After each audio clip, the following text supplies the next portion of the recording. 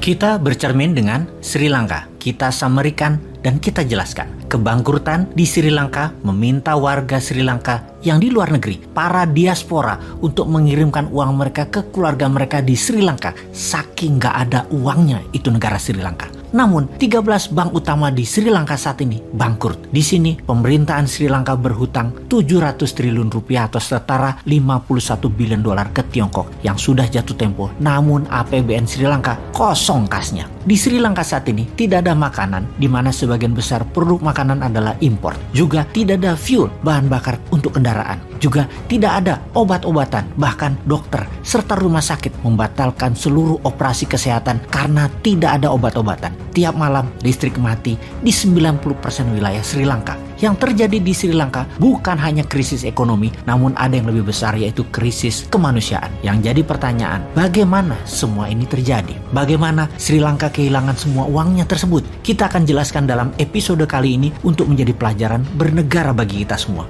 Video kali ini disponsori oleh Dinaran, yang merupakan sistem pembayaran menggunakan emas hingga pecahan 0,01 gram, di mana kalau memerlukan fisiknya bisa diambil di ATM Gold. Saat ini baru 1 unit ATM tersebut, dan di tahun 2022 ini akan menambah 50 unit ATM Gold yang baru di seluruh kota besar di Pulau Jawa dan Bali. Kembali ke Sri Lanka. Pertama ada masalah kebijakan atau government policy. Kemudian ada masalah politik. Dan kemudian ada masalah yang namanya Tiongkok. Akar dari banyak masalah di berbagai negara. Kita mulai dengan kebijakan negara di Sri Lanka. Hasil saat ini adalah buah dari mismanagement yang panjang yang telah dilakukan oleh Sri Lanka, yaitu masalah fundamental. Impor lebih banyak dari ekspor, belanja negara atau spending lebih banyak dari earning atau pendapatan negara. APBN Sri Lanka negatif. Neraca perdagangan defisit karena banyak impor. Anggaran defisit karena kebanyakan belanja spending. Ini juga disebut dengan double debt atau hutang ganda, di mana ini juga biasa disebut dengan resep sukses untuk bencana ekonomi sebuah negara.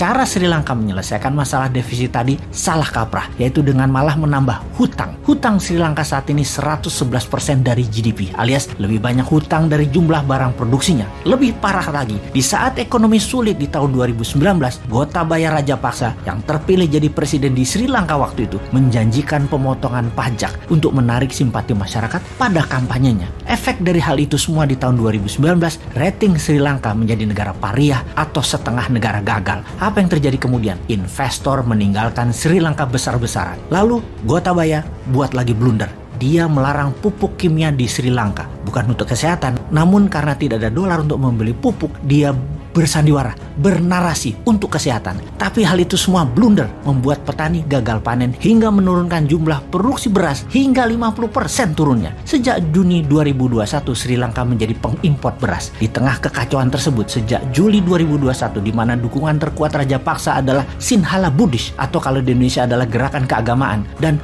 kemudian saat itu mulai goyang kepercayaannya karena Sinhala Buddhis mulai berbalik membela rakyat, tidak membela Rajapaksa. Ada lagi sebuah kebijakan yang blunder, di mana harusnya mengutamakan pasar atau pro market approach, tetapi malah mengutamakan well driven mode. Maksudnya apa? Malah pamer kemakmuran dengan membangun infrastruktur jalanan. Itulah well driven mode, bukan pro market approach. Padahal isi dari infrastruktur tersebut tidak ada. Fuelnya impor, mobilnya impor, dan untuk mengerjakan hal ini Rajapaksa bekerja sama dengan Tiongkok. Sri Lanka mendapatkan hutang besar dari Tiongkok dalam bilateral debt. Sri Lanka mempertaruhkan ekonominya di tangan Tiongkok. Benar sih, Tiongkok kirim uang Tiongkok. Tiongkok kirim teknologi, Tiongkok kirim SDM, termasuk kirim virus Wuhan. Semua dikirimkan karena sejak awal memang Sri Lanka buruk di dalam pengelolaan keuangan negara, dan ini memang dimaui semua peminjam, mengharapkan yang dipinjamkan tidak bisa kelola uang. Efek virus Wuhan tadi, pariwisata Sri Lanka yang merupakan 13% GDP nasional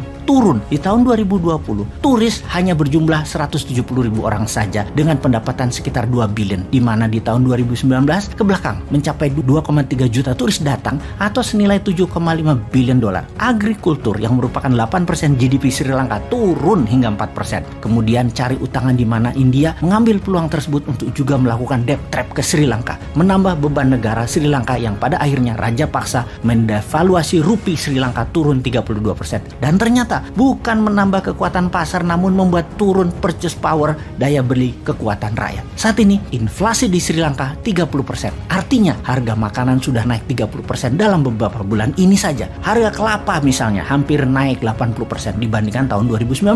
Harga bawang naik 100% dalam 2 tahun ini. Harga beras naik 90%. Harga ayam naik 55%. Yang terjadi di Sri Lanka kalau bisa disimpulkan, inflasi tinggi, utang negara tinggi, tidak punya cadangan devisa, serta mata uang yang turun terus nilainya. Setiap hari yel-yel masyarakat go gota go menggelegar seantero Sri Lanka. Berapa sih cadangan devisa Sri Lanka saat ini? Hanya 1,9 billion US dollar saja. Hanya sedikit lebih banyak dari kekayaan selebgram dan seorang model Kylie Jenner yang berusia 24 tahun tersebut. Saat ini Sri Lanka perlu uang untuk memberi makan 22 juta penduduknya, memberi keamanan dan membayar hutang negara. Saat ini untuk membuat muter ekonomi Sri Lanka perlu dana sejumlah 20 billion dolar. Siapa yang mau meminjamkan pada saat jaminan keamanan bernegara dan kelolaan negaranya amburadul seperti itu? Semoga ini semua menjadi pelajaran buat kita.